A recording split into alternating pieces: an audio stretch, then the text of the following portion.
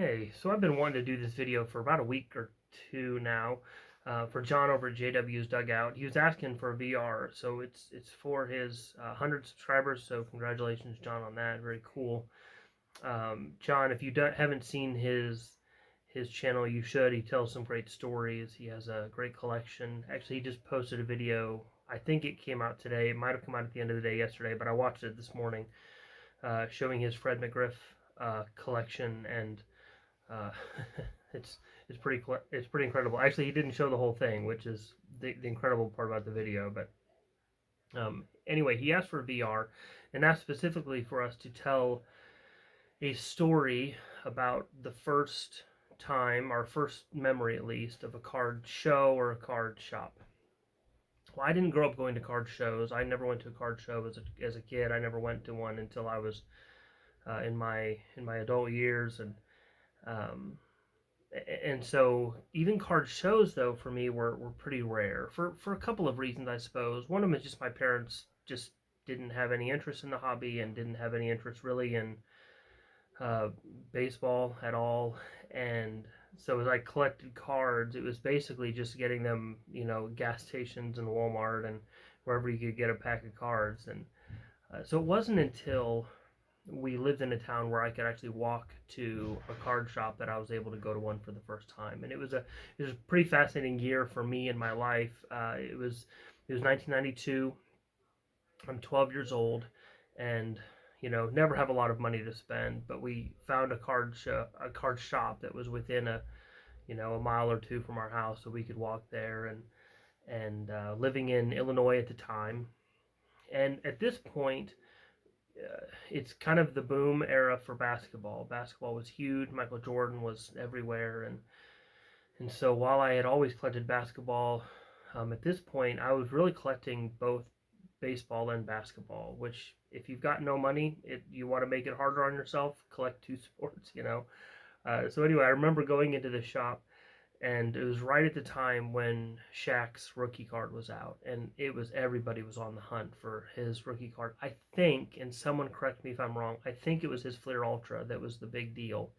And again, I could be totally wrong about that, but there was like a guy that had come into this card shop and found like three of them, and we were there one day when he brought one back and traded it in and sold it, and uh, you know got packs or a box of cards and sat there and opened them. And they talked about how lucky he'd been because he'd already gotten three. And of course, as a little kid, you're like, man, I wish I was lucky like that. But that wasn't that never happened.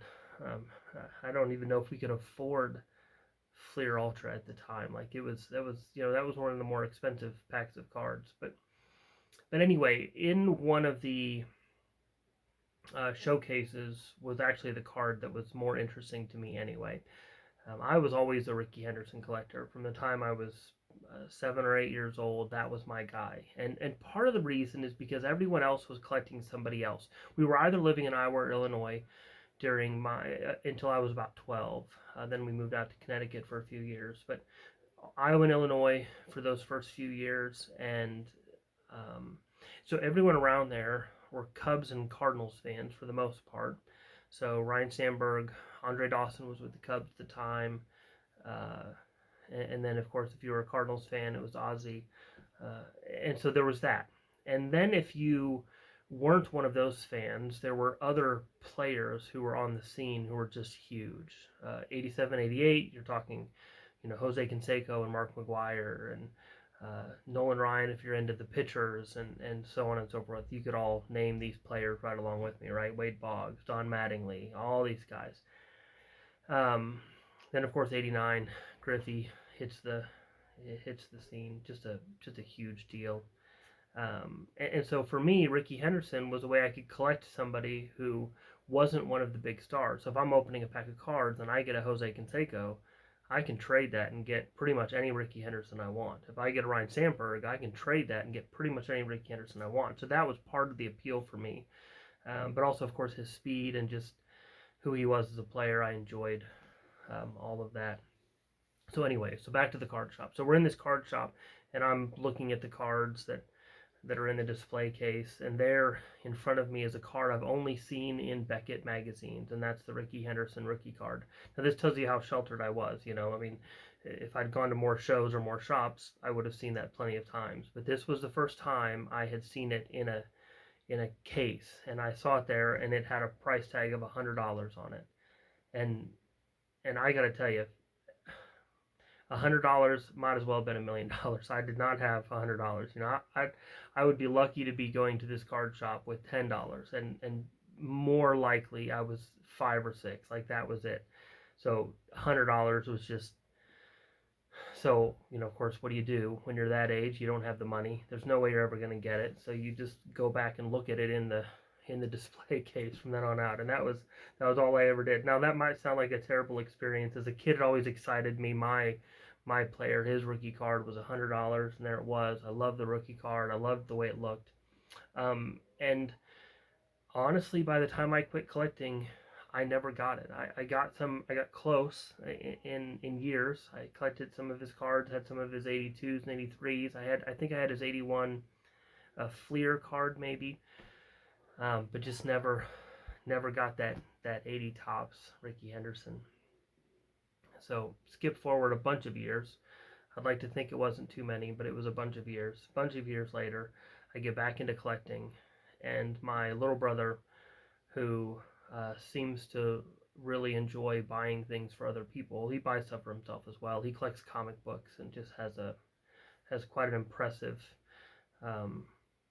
comic book collection. So he would send me stuff once in a while, and other stuff, Star Wars stuff or whatever. So of course he finds out I'm collecting cards again, and one day in the mail comes a big package, and well, you guessed it, if you didn't know already, he sent me a Rickey Henderson rookie card.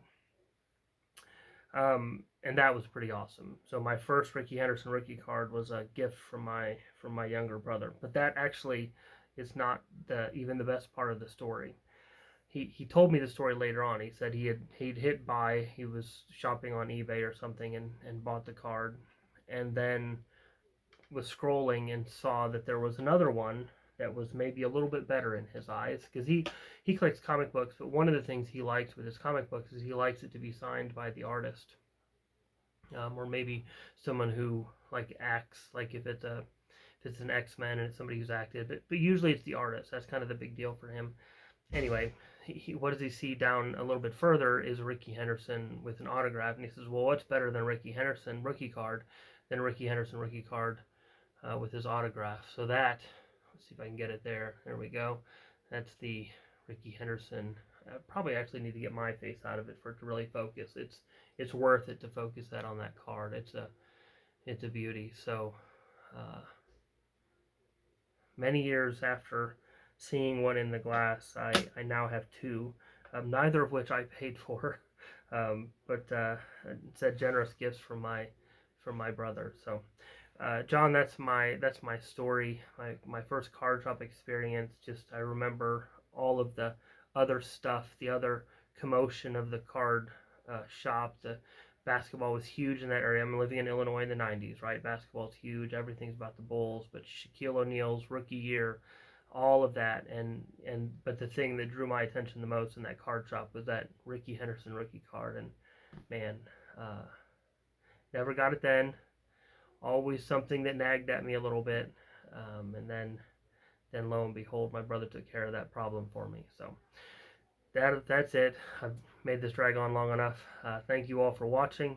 If you've made it this far, I'll be trying to get some more of these videos out over the next week. I've got a couple of other things I'm wanting to respond to, so we'll get to those. But in the meantime, have a great one, and we'll see you on the next one.